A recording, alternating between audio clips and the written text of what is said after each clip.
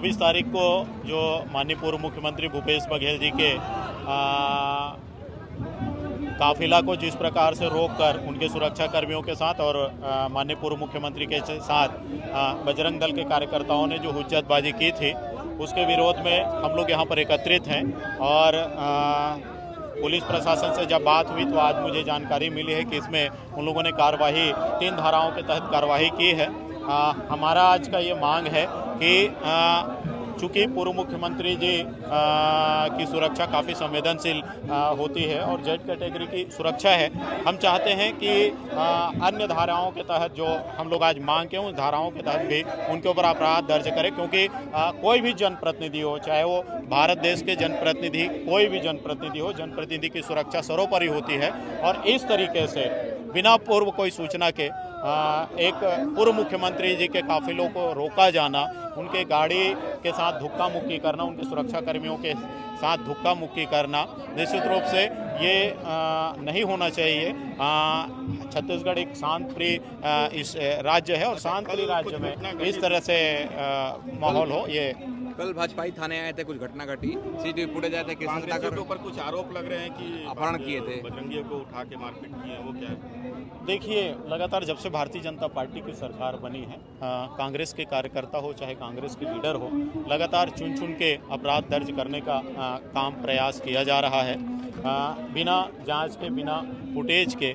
मैंने तो अभी धारा नहीं देखा है, धारा यदि मिलेगा तो और उसमें हमारे न्यायालय के हमारे जो एडवोकेट हैं उनसे चर्चा करने के बाद इसमें कुछ बोलूँगा। विधायक आपका भी नाम ले रहे थे, रिकेश सिंह बोल रहे थे कि आप भी शामिल थे, सभापति शामिल थे, तो उसको किस रूप में देख रहे हैं? चूँकि भारतीय जनता पार्टी के लोग तो ये भी कह रहे हैं कि भूपेश बघेल जी का नाम, वहाँ भूपेश बघेल जी के नाम का मुर्दाबाद करना, चूँकि संगठन का जिला मुखिया होने के नाते और महापौर होने के नाते आरोप लगाना, प्रत्यारोप लगाना ये लाजमी है। और मैं विधायक जी को कहना चाहूँगा कि आप भी एक चुने हुए जनप्रतिनिधि और हम लोग भी एक चुने हुए जनप्रतिनिधि है और जनप्रतिनिधियों का सम्मान होना चाहिए। सिर्फ आरोप लगाना ये अच्छी बात नहीं है। जैसा कि आप लोगों को पता है, 3 दिन पहले एक्स सीएम साहब का वीआईपी मूवमेंट में, मतलब उनका धरना प्रदर्शन था दुर्ग में, उसमें वो अपने घर से निकले थे। उसी दौरान बिना किसी सूचना के कुछ बजरंग दल के कार्यकर्ता जो थे, जिनके एक कार्यकर्ता के साथ एक दिन पूर्व रात्रि में मारपीट हुई थी, उस पर वो लोग इकट्ठा होकर थाने पे गिरफ्तारी के संदर्भ में कि गिरफ्तार नहीं किया गया, उस पर ज्ञापन देने होने के लिए शायद वो लोग इकट्ठा हो रहे थे बिना किसी सूचना के। और उन लोग वहाँ से सिरसा गेट से निकले ही थे कि सीएम साहब का जो है वो कारकेड उसमें शायद थोड़ी देर के लिए रुका, और उस पर फिर उनके सुरक्षा अधिकारी से उन्होंने कंप्लेन दर्ज की कि सुरक्षा में चूक हुई, तो हमने उस पर जाँच भी बैठाई और उसी दिन तत्काल फिर उनके सुरक्षा अधिकारी के कंप्लेन पर हमने FIR भी दर्ज की थी। और FIR दर्ज करके कल दिन भर उसमें चिन्हांकित कराया कि कौन कौन क्या था, किसने रोका। इसी दौरान कल इन्होंने एक घेराव की सिर्फ सूचना दी थी कि जिसमें ये मेंशन था कि 48 घंटे के अंदर अगर उनकी गिरफ्तारी नहीं होगी तो हम थाने का घेराव करेंगे, और उसके सिर्फ सूचना दी थी, जिसके संदर्भ में हमने उनको एक लिखित नोटिस भी पकड़ाया हुआ था कि आप इसके लिए प्रॉपर परमिशन ले लीजिए और परमिशन लेके घेराव व्यवस्थित ढंग से और समुचित जगह पे करिए। इसी दौरान कल चिन्हित जितने भी लोग हो गए थे, उन लोगों ने चिन्हित होकर हमको 11 नाम दिए थे। हमने 4-5 और उसमें से खोजे तो 16 लोग चिन्हित हुए थे।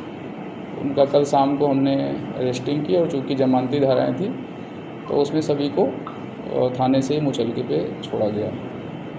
और इसकी सूचना भी हमने कल शाम को, रात में भी और आज सुबह भी, जो भी आयोजन इसके करता थे, चाहे वो महापौर चरौदा रहे हों, चाहे महापौर भिलाई रहे हों, इन गया पटेल जी और मुकेश चंद्राकर जी, इन सब लोगों को हमने बताया कि कल सारे 16 लोग अरेस्ट हो गए हैं और अब इस घेराव का या इसका कोई मतलब नहीं है। उनको हमने सूचित कर दिया था, आप इसको कैंसिल कर दीजिए।